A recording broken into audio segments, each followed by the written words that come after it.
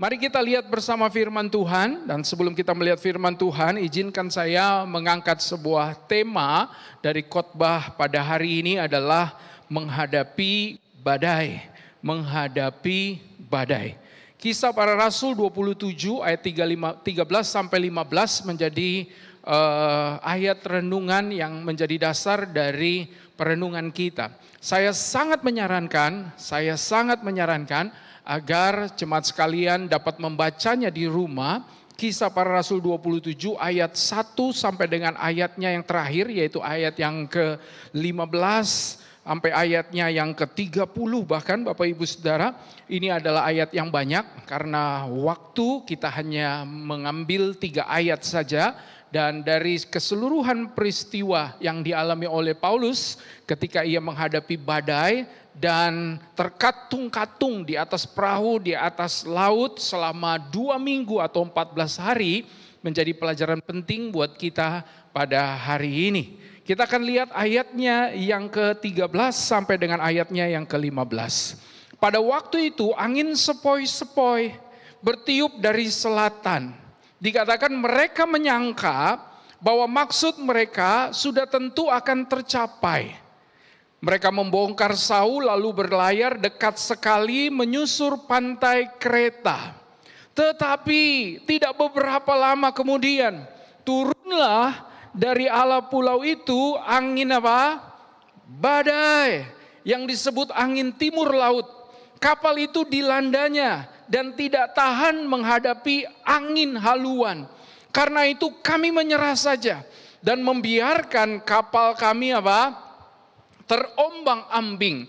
Peristiwa ini menceritakan atau perikop ini menceritakan pengalaman Paulus di akhir hidupnya ketika ia telah ditangkap dan ketika ia akan dibawa ke Roma untuk dihakimi, dan kita tahu akhir dari perjalanannya adalah ia dihukum mati. Ini merupakan perjalanan akhirnya, dan ini tentu merupakan saat-saat yang tidak baik, saat-saat yang tidak menyenangkan bagi Paulus. Tetapi kita melihat di sini ada pelajaran penting yang kita bisa dapatkan. Nah, Bapak Ibu Saudara, ketika kita berbicara tentang badai, ketika saya berbicara tentang badai, tentu saya tidak sedang membicarakan badai dalam bentuk fisik, angin, topan, banjir, dan lain sebagainya. Alkitab sering banget menggunakan kata badai. Dalam Alkitab seringkali ditemukan istilah badai. Karena itu juga ada banyak lagu-lagu Kristen Bapak Ibu Saudara yang senang sekali atau sering sekali menggunakan kata badai. Tadi saja ada lagunya kan? Lagunya apa sih? Tuhan adalah kekuatanku meskipun apa? Bumi bergoncang dan badai menerpa, ku kan terbang tinggi bagai Raja Wali. Badai adalah sebuah topik, sebuah deskripsi yang melekat dengan Alkitab. Nah, karena itu Bapak Ibu Saudara, kita akan membicarakan tentang badai. Perlu Bapak Ibu Saudara kita semua ketahui bahwa Alkitab sering menyebutkan badai. Tetapi tidak semua badai itu sama. Sama-sama bilang sama saya, tidak semua badai sama. Badainya berbeda-beda. Karena itu saya menjelaskan di awal ada 3 jenis badai menurut Alkitab. Yang pertama adalah badainya Yunus. Badai yang dialami salah satu tokoh Alkitab dalam Perjanjian Lama, yaitu Yunus. Yang kedua adalah badai Tuhan Yesus. Dan yang ketiga adalah badai Paulus dari perikop yang kita baca. Nanti kita akan pelajari satu persatu. Badai Yunus, apa itu badai Yunus? Badai Yunus, saya catat di sini adalah badai yang dihadirkan oleh Tuhan. Tuhan yang menghadirkan badai bagi Yunus. Tetapi ada penyebabnya. Penyebabnya adalah karena Yunus mengambil sebuah keputusan yang salah. Mengambil keputusan yang buruk. Kenapa? Karena kita tahu ceritanya Yunus diperintahkan Tuhan untuk pergi ke sebuah tempat yang namanya Niniwe. Tetapi Yunus dengan sengaja mengambil keputusan untuk berlawanan arah dan tidak memenuhi panggilan Tuhan. Dan betul saja ketika ia dalam perjalanan, ketika ia sedang ada di atas perahu, maka badai besar menghampiri Yunus dan juga semua orang yang ada di perahu itu. Kita perlu ketahui di sini, ini bukan karena Yunus salah beli tiket kapal, Bapak Ibu Saudara. Ini bukan karena Yunus salah pilih orang untuk naik ke kapal bersama-sama dengan dia. Tetapi substansinya adalah Yunus sengaja berlawanan arah dengan Tuhan. Amin. Berlawanan arah dengan Tuhan yang menyebabkan kata firman Tuhan, maka Yunus lari dari hadirat Tuhan. Kata lari dari hadirat Tuhan kita harus paham, bukan berarti Tuhan itu tidak lagi menjadi maha hadir. Karena ia tetap Allah yang maha hadir. Tetapi Yusuf dikatakan lari dari hadirat Tuhan, karena Yusuf dengan sengaja lari dari panggilan Tuhan. Lari dari kehendak Tuhan. Nah Bapak Ibu Saudara yang dikasihi oleh Tuhan, tidak heran badai datang. Badai itu Bapak Ibu Saudara bukan untuk menghukum Yunus, tetapi bertujuan untuk mengubah arahnya Yunus. Dalam hidup kita Bapak Ibu Saudara ada sebuah pertanyaan. Apakah Bapak Ibu Saudara mengalami itu? Apakah kita sedang mengalami badai yang sampai hari ini badainya belum berhenti? Mari kita identifikasi, jangan-jangan badai itu masih melanda hidup kita karena kita sedang berlawanan arah dan lari dari panggilan Tuhan. Maka pertanyaannya, solusinya bagaimana badai itu berhenti? Tidak ada cara lain selain memenuhi kembali panggilan Tuhan. Pak Bu, rasanya kita tidak perlu setiap hari Minggu diingatkan tentang panggilan Tuhan secara spesifik kepada setiap Bapak Ibu Saudara sekalian. Saya berdoa agar Roh Kudus meyakinkan kita hari ini ada hal-hal yang harus kita ambil keputusan tegas untuk kembali bersamaan arah dengan Tuhan. Amin. Bagaimana badai ini berhenti? Jawabannya apa? Kembali kepada panggilan Tuhan.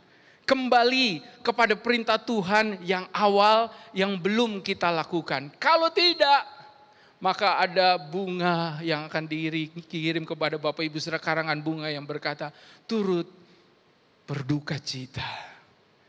Selamat ada dalam badai. Mudah-mudahan. Nah Bapak Ibu Saudara yang dikasihi oleh Tuhan, tentu ini menjadi pelajaran yang penting. Dan kita bisa mempelajarinya dengan mudah. Solusinya kembali kepada panggilan Tuhan. Kalau tidak, badai terus Bapak Ibu Saudara. Yang kedua, badai Tuhan Yesus. Tuhan Yesus satu kali mengajak murid-muridnya, ia berkata, mari kita pergi ke seberang. Pergi ke seberang. Lalu kemudian tiba-tiba ada angin badai menghantam perahu mereka. Murid-murid begitu ketakutan, bahkan murid-murid membangunkan Yesus dan berkata kepada Yesus dengan penuh kekhawatiran, Guru, engkau tidak takutkah kita binasa? Ini adalah badai yang dialami Tuhan Yesus, tetapi ini berbeda. Kenapa? Kalau Yunus sedang menghindari kehendak dan panggilan Tuhan, maka Tuhan Yesus justru sedang melakukan kehendak Tuhan. Tuhan Yesus sedang melakukan kehendak Bapa. Kita tahu bahwa Kristus datang ke dunia untuk melakukan misi Bapa, yaitu menyelamatkan umat manusia sebagai anak Allah yang hidup. Tetapi justru karena ia sedang melakukan panggilan itu, badai datang. Maka dengan kata lain, kita bisa simpulkan, melakukan kehendak Tuhan bisa mendatangkan badai, lari dari panggilan Tuhan juga bisa menghadirkan badai.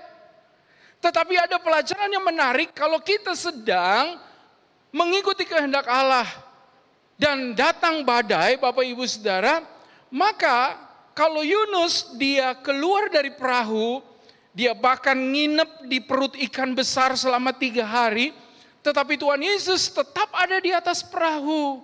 Bahkan badai ini dihardik oleh Tuhan. Amin. Bapak Ibu kok kalem banget ya, nggak ada aminnya. Amin. di hardiknya. Karena itu pelajarannya dari badai Tuhan Yesus begini. Jika kita sedang ada pada kehendak Tuhan, kalau kita sedang taat sama Tuhan, berjuang untuk hidup takut akan Tuhan, lalu terjadi badai, maka kita meneladani Kristus. Apa yang dilakukan? Yang pertama, tidur. Pak, Bu, murid-murid kaget Tuhan Yesus nyenyak tidurnya, betul nggak?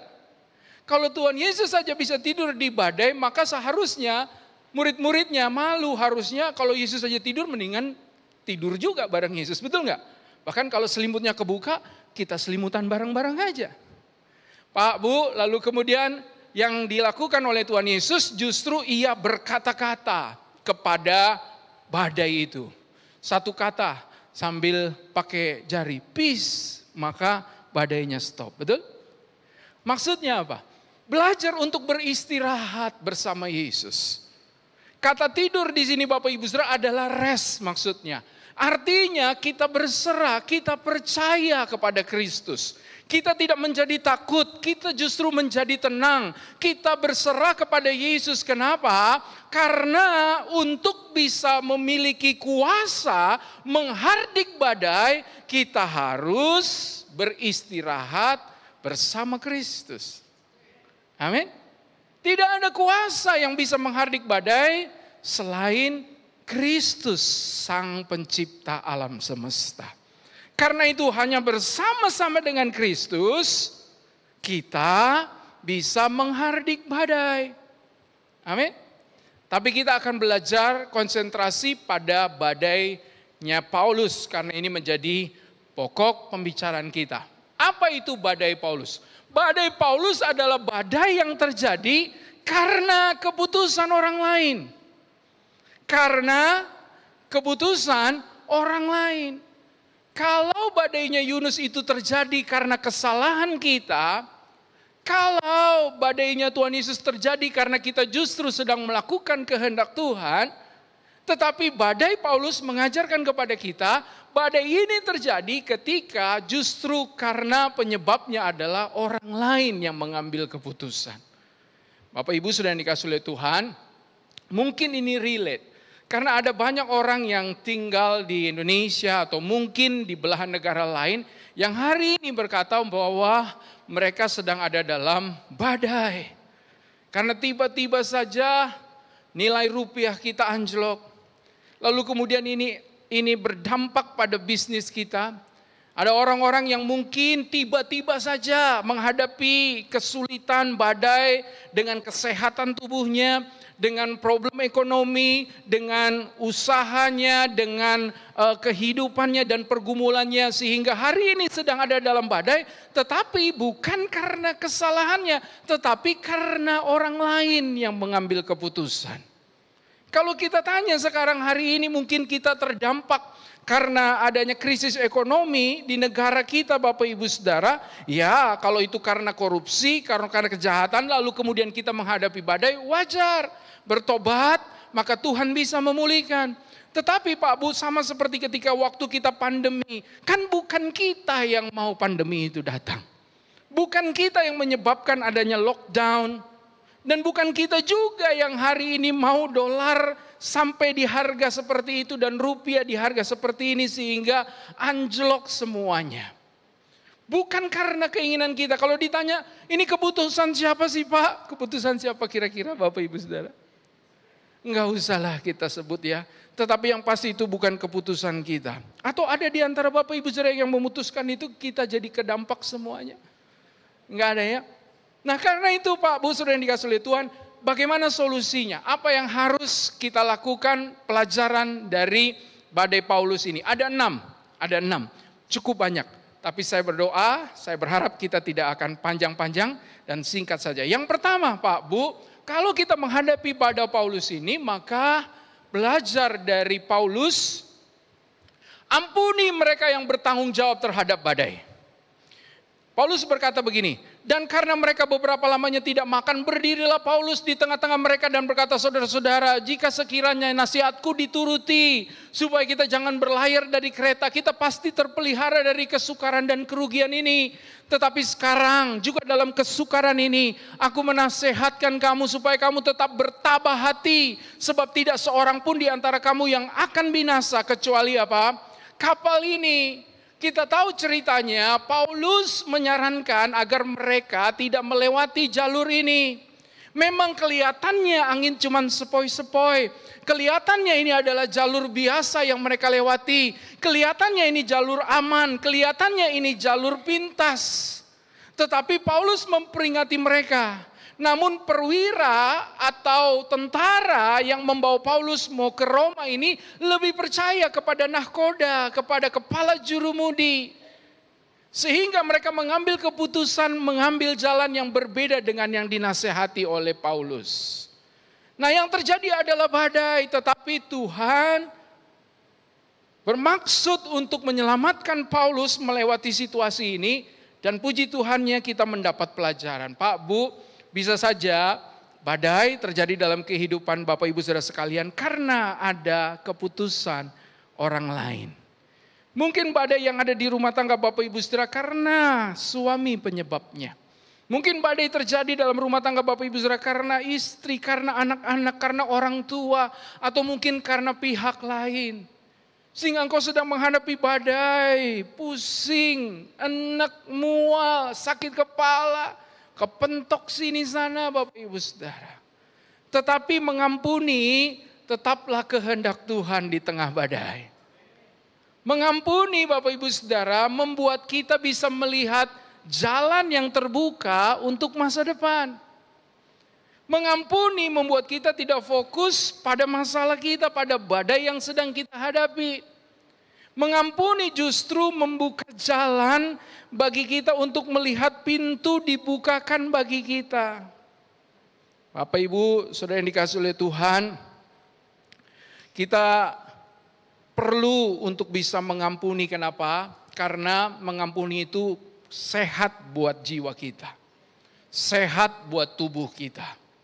Orang yang tidak mau mengampuni adalah orang yang membiarkan terjadi kembali infeksi baru di luka yang lama. Kalau kita luka, maka kita perlu membersihkannya.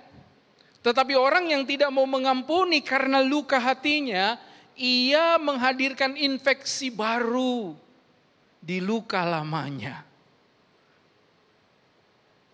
Karena itu Pak Bu, kita perlu mengampuni. Kenapa? Karena mengampuni itu betul tidak mengubah masa lalu. Tetapi mengampuni membuat kita tetap bisa melihat masa depan. Mengampuni tidak mengubah masa lalu. Tetapi mengampuni bisa mengubah masa depan kita. Yang kedua, apa pelajarannya? Pelajarannya adalah badai bisa membuat kapal menjadi karam, tetapi iman tidak boleh karam. Yang amin cuma 3 orang, itu pun yang satu agak pelan. Saya ulangi ya Pak Bu, badai itu memang bisa membuat kapal menjadi karam, tetapi jangan sampai iman kita yang karam. Nah itu aminnya kesel Bapak Ibu. Kapal itu adalah kendaraan yang membawa kita dari satu titik ke titik yang lain, betul? Ternyata kapal itu adalah kehidupan kita dan semua yang melekat dalam diri kita. Pak Bu, rumah kita adalah kapal buat kita.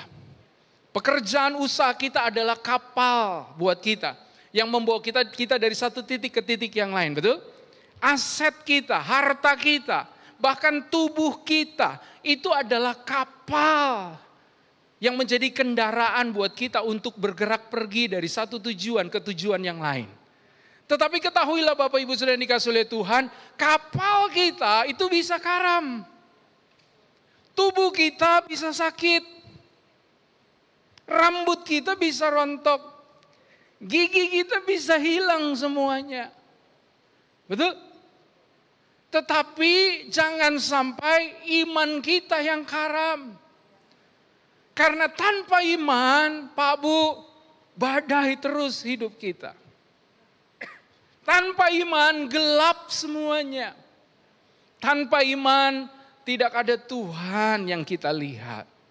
Karena itu jangan sampai pada imannya karam. Musuh kita itu tidak tertarik dengan kapal kita. Tetapi musuh kita tertarik pada iman kita. Betul, dia mau menghancurkan kapal kita. Tetapi dia tidak bisa menghancurkan iman kita. Karena tidak ada yang bisa memisahkan kita dari kasih Kristus. Artinya segala keburukan di dalam diri kita dan juga segala hal yang buruk yang ada di luar kita itu tidak bisa memisahkan kita dari kasih Kristus.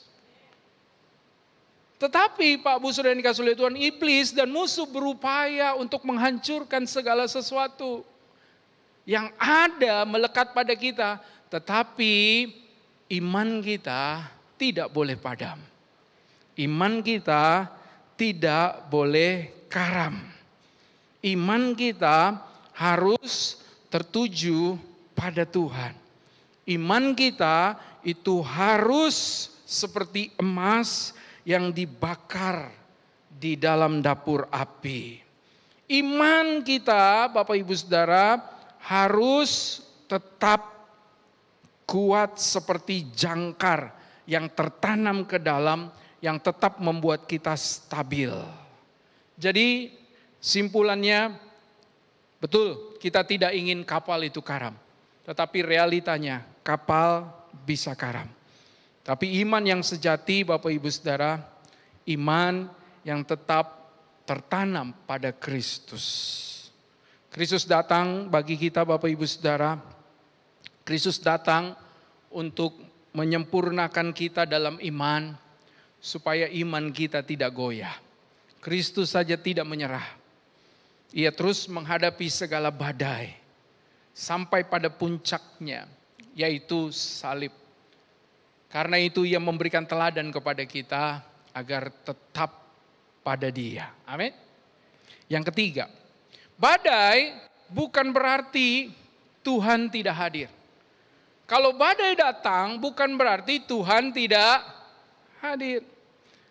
Karena tadi malam kata Paulus, seorang malaikat dari Allah, yaitu dari Allah yang aku sembah sebagai miliknya, berdiri di sisiku. Dan ia berkata, jangan takut Paulus, engkau harus menghadap kaisar. Dan sesungguhnya oleh karunia Allah, maka semua orang yang ada bersama-sama dengan engkau di kapal ini akan selamat karena engkau. Bapak Ibu sudah dikasih oleh Tuhan, prinsip ini tolong dipegang.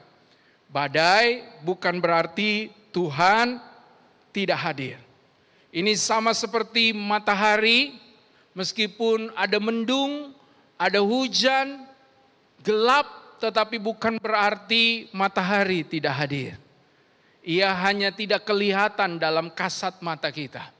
Karena itu iman akan membuat kita melihat bahwa di balik awan yang gelap tetap ada matahari yang menggambarkan janji Tuhan yang tidak pernah akan absen dalam hidup kita.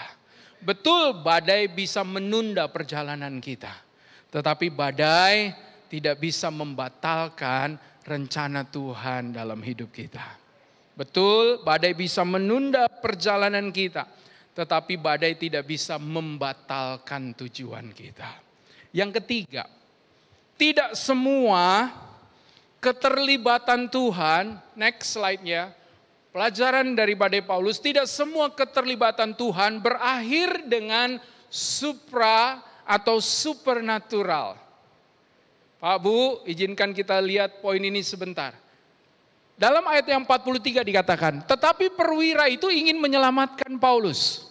Karena itu ia menggagalkan maksud mereka dan memerintahkan supaya orang-orang yang pandai berenang lebih dahulu terjun ke laut dan naik ke darat. Dan supaya orang-orang lain menyusul dengan mempergunakan papan atau pecahan-pecahan kapal. Demikianlah mereka semua dikatakan apa? Selamat naik ke darat. Dari peristiwa ini Bapak Ibu Saudara yang dikasihi oleh Tuhan, berbeda dengan Tuhan Yesus yang menghardik badai, kapalnya aman-aman saja.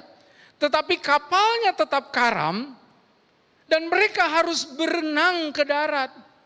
Menjelaskan ternyata dalam hidup kita tidak semua keterlibatan Tuhan dalam satu periode dalam kehidupan kita itu berakhir supranatural.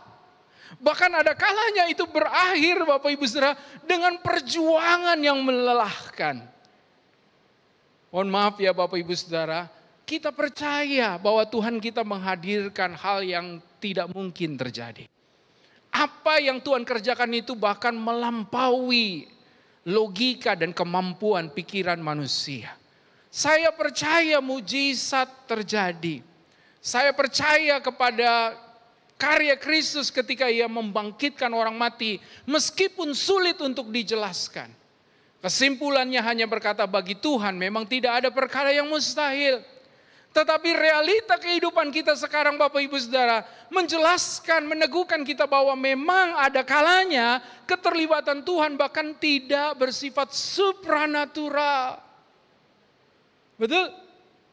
Lelah, capek, berkeringat, darah mungkin juga menetes Bapak Ibu Saudara. Tapi kalau hari ini kita bisa ada, kalau hari ini Bapak Ibu Saudara masih mendengarkan firman Tuhan ini, dan jika Bapak Ibu Saudara diteguhkan, kita tetap percaya bahwa bagi Tuhan tidak ada yang mustahil. Amin. Ini yang membuat kita menyadari, meskipun ada di antara kita yang harus melewati kemoterapi karena sakit kanker, meskipun ada di antara kita yang mungkin harus bangkit berjuang kembali di tengah krisis yang terjadi. Mungkin ketika kita harus memulai lagi ekonomi kita, rumah tangga kita. Tetapi ketahuilah Tuhan akan memampukan kita dan membawa kita tetap selamat. Amin. Yang kelima, jangan kehilangan rasa lapar rohani ketika kita ada dalam badai. Ketika peristiwa ini dicatat menarik sekali. Dalam ayat 34-35 dikatakan begini. Karena itu aku menasihati kamu supaya kamu makan dulu. Tadi sebelum ke gereja makan dulu gak Bapak Ibu? Karena jangan-jangan kalau lupa makan langsung badai di gereja. Badai di kampung tengah. Makan dulu. Sama-sama bilang sama saya makan dulu. Sama-sama bilang sama saya makan dulu. Makan dulu. Hal itu perlu untuk keselamatanmu. Tidak seorang pun di antara kamu akan kehilangan sehelai pun dari rambut kepalanya. Sesudah berkata demikian ia mengambil roti, mengucap syukur kepada Allah di hadapan semua mereka, memecah-mecahkannya lalu mulai makan. Betul badai membuat selera makan kita hilang. Tetapi izinkan pelajaran hari ini mengajarkan Bapak Ibu Saudara jangan sampai selera makan Bapak Ibu Saudara hilang ketika menghadapi badai. Makan firman Tuhan. Tuhan Yesus berkata manusia tidak hidup dari makanan jasmani saja. Tetapi manusia bisa hidup dari setiap firman yang keluar dari mulutnya Allah. Jangan sampai kehilangan rasa lapar akan firman Tuhan. Justru firman Tuhan akan menjadi makanan buat hidup kita yang berkualitas. Hidup kekal dari roti hidup, dari kualitas hidup yang diberikan Kristus sebab Ia berkata, aku datang untuk memberi hidup dan supaya engkau memilikinya dalam segala kelimpahan. Karena itu jangan kehilangan rasa lapar Bapak Ibu Saudara. Jika badai tidak bisa menenggelamkan iman kita, hati-hati jangan sampai itu merusak selera makan kita. Jangan sampai kerinduan kita kepada Tuhan, baik beribadah, berdoa, memuji Tuhan, dan melayani Tuhan, itu rusak Bapak Ibu Saudara karena badai yang sedang datang. Yang keenam, yang terakhir. Saya undang pemain musik untuk maju ke depan. Pelajaran yang keenam yang terakhir. Ketika badai terjadi dalam hidup kita, bukan karena keputusan kita. Selamatlah dengan berpegang pada yang masih tersisa, bukan pada yang sudah hilang. Saya ulangi sekali lagi. Selamatlah dengan berpegang pada yang masih tersisa, bukan pada yang sudah hilang. Dalam ayat yang ke-44 dikatakan, Dan supaya orang-orang lain menyusul dengan mempergunakan papan atau pecahan-pecahan kapal. Demikianlah mereka semua selamat naik ke darat. Pak, Bu, yang menarik dari peristiwa Paulus ini, mereka tidak ada yang tenggelam. Tidak ada yang mati. Semua bisa berhasil ke darat, tapi harus berenang. Dan ada di antara mereka yang harus tetap bergantung pada pecahan-pecahan kapal. Karena itu Pak, Bu, apa yang masih tersisa? Kita imani bahwa itu yang membuat kita makin kuat sampai selamat. Kalau ada ayat yang secuil saja dari firman Tuhan yang masih tersisa, yang masih bisa Bapak Ibu Saudara pegang, maka selamatlah Bapak Ibu Saudara dengan ayat itu. Kalau kita masih punya lutut yang masih bisa bersujud dan berdoa kepada Tuhan, cuman itu yang masih kita punya, gunakanlah itu Pak, Bu, dan selamatlah bersama dengan Tuhan. Gak usah khawatir dengan hari esok, itu maksud dari perikop ini Bapak Ibu Saudara. Karena janji Tuhan tersedia bagi kita hari ini dan hari esok kalau Tuhan menghendakinya. Pak, Bu, kalau tadi saya katakan tidak selamanya berakhir dengan supernatural, tetapi bukan berarti kita tidak bisa mengharapkan mujizat dari Tuhan. Amin. Bersiaplah, karena mujizat Tuhan masih ada. Bersiaplah, karena pertolongan is on the way. Atau bahkan pertolongan Tuhan bahkan sudah datang dan saat ini datang bagi Bapak Ibu Saudara. Kalau Tuhan tidak membelah laut seperti bangsa Israel, kalau Tuhan tidak langsung menghardik badai hari ini seperti yang dilakukan Tuhan Yesus, kalau Tuhan tidak kirim ikan besar seperti Yunus dan membawa kita ke darat, Pak, Bu, saudara yang dikasihi oleh Tuhan, kita harus tetap terbuka terhadap apa? Terhadap laut yang akan terbelah. Kita harus tetap siap dan terbuka untuk badai yang akan dihardik. Kita harus terbuka dan siap berpengharapan bahwa ada ikan besar yang dikirim Tuhan untuk membawa kita ke darat. Yang percaya bilang amin.